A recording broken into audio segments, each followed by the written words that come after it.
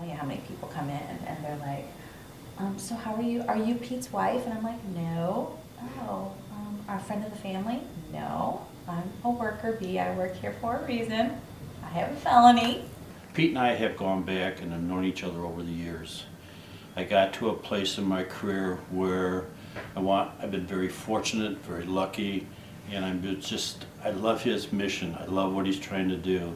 I'm proud of this company. I've grown with this company. This company helped me put my head up again. You know, I didn't look people in the eye. I was very broken. When I say I was broken, I was broken. I feel like this very blessed, very fortunate ambassador. So this thing I want to do about giving back, is it big movements, big things? No, but everything was born with little steps. I have a relative that went to prison, and I saw what happened to his life when he got out of prison. He tried to get work everywhere, and nobody would hire him. Around that same time, I was asked by my church to lead a short-term missions trip to Brazil. Brazil is the #1 producer of coffee in the world, and we drank some really great coffee down there. This guy was roasting coffee in a stainless steel sphere about the size of a basketball. There was a handle coming out of it that he could crank so that he could turn it by hand over an open fire in his backyard while his wife was feeding sticks into the fire to keep the flames up.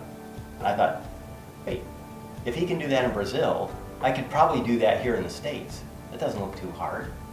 So I did some research and I taught myself how to roast coffee. I started having breakfast with a friend of mine from church.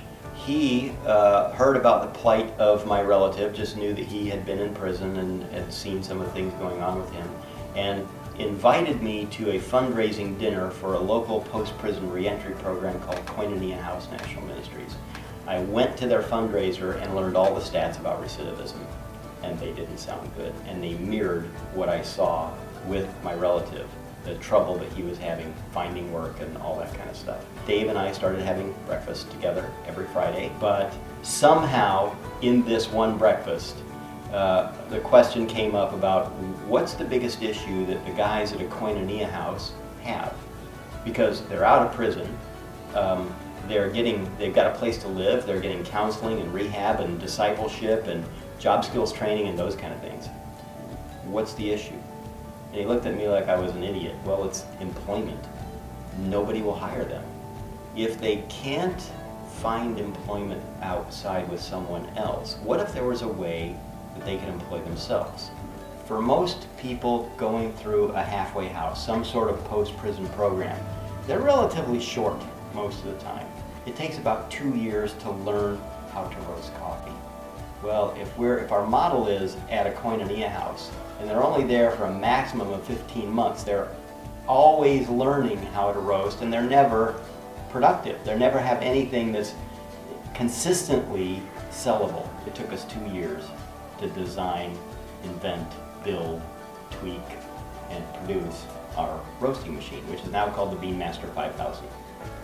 It's a computer-controlled roasting machine. It doesn't take 2 years to learn how to roast. It doesn't take 2 months. You can learn how to roast on that machine in a couple of days. So we invented our roasting machine so that anybody, skilled or not skilled, could roast perfect coffee batch after batch, regardless of the skill level, every single time. We needed that level of consistency because what we're doing is selling coffee. We realized we're selling high quality coffee. We're not selling the mission. We wanted to make sure people would buy our coffee even in spite of our mission. So that's really the story of, it's probably more than you asked for, of getting started, but that's how it came about. Good morning.